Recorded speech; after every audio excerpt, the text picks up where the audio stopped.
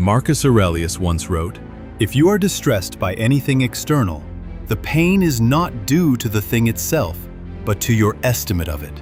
And this you have the power to revoke at any moment." Anxiety is a universal experience. From ancient Rome to modern life, from emperors to students. It creeps in before big decisions, during sleepless nights, or amid everyday uncertainty. And while anxiety might feel like a modern problem, the Stoics were confronting it over 2,000 years ago. In this video, we'll explore how the Stoics dealt with anxiety, not by eliminating it, but by transforming their relationship with it. We'll look at practical, timeless strategies from Marcus Aurelius, Seneca, and Epictetus, designed not to suppress emotions, but to navigate them with clarity and courage. Before we begin, if you're drawn to ideas that bring more peace, power, and perspective into your daily life, I invite you to like this video and subscribe. Every new viewer helps spread Stoic wisdom and just might help someone manage their anxiety a little better today. Let's begin. 1. Recognize what's within your control. One of the core teachings of Epictetus was simple, yet radical. There are things which are within our control and things which are not. Anxiety often stems from trying to control the uncontrollable, the outcomes of a conversation, the opinion of others, the uncertainties of tomorrow.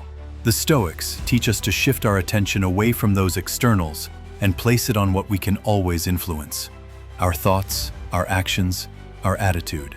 So when you feel anxiety rising, ask, what part of this is truly in my hands? Maybe you can't control whether the job interview goes perfectly, but you can control your preparation, your effort, your response. This mental separation acts like a compass in the storm, anchoring you in reality, not speculation. 2. Shift your perspective through reason. Marcus Aurelius journaled constantly, not to complain, but to challenge his own thoughts. He would write, "You have power over your mind, not outside events. Realize this and you will find strength." The Stoics trained their minds like athletes. When anxious thoughts appeared, they didn't indulge them, they questioned them. So, next time your mind spirals with worry, pause and investigate. Is this fear based on fact or fiction? What story am I telling myself, and is it helpful? Reframing your thoughts through logic is not about toxic positivity. It's about clarity. The Stoics didn't aim to erase emotions. They aimed to understand and work with them. 3. Practice voluntary discomfort. Seneca once said, "We suffer more often in imagination than in reality." To prepare for life's uncertainties and lessen their emotional grip, the Stoics engaged in voluntary discomfort. This could be skipping a meal, walking in the cold, or wearing simple clothing. Why? Because by facing small discomforts willingly, they trained themselves to be less shaken when life brought bigger challenges. In the context of anxiety, this practice builds confidence. You're telling your brain, "I can face discomfort. I don't need everything to be perfect to be okay." Try this. Intentionally do one small thing each week that makes you uncomfortable, and do it mindfully. The goal isn't to suffer, it's to build inner strength. 4. Anchor yourself in the present. Anxiety thrives in the future, in the what-ifs and imagined disasters. But Stoicism, much like modern mindfulness, brings us back to now.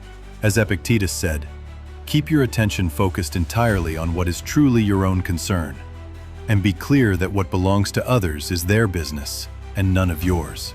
Simple grounding exercises, like deep breathing, observing your surroundings, or even touching your fingertips together, can pull you out of the storm of thought and into the calm of the present. Combine this with a morning journaling ritual.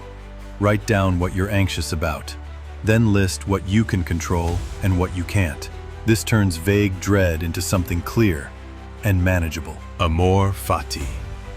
Love what is.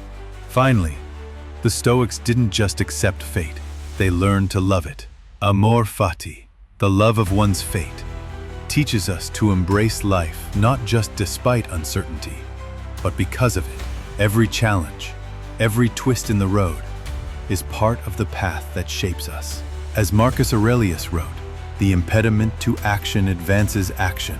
What stands in the way becomes the way. What if anxiety isn't a sign that something is wrong, but a sign that something meaningful is at stake? What if it's not the enemy, but an invitation to grow? To recap, the Stoics handled anxiety by focusing on what they could control, challenging their perceptions, embracing discomfort, staying grounded in the present, and welcoming life. All of it as part of a grander unfolding. Which of these 5 practices spoke to you the most? Let me know in the comments. I'd love to hear how you apply Stoic principles in your daily life. If you found this helpful, please like the video and subscribe to the channel. More Stoic wisdom is on the way, from discipline and resilience to love and mortality. And remember, you don't have to eliminate anxiety to live well. You just have to meet it with wisdom. Until next time.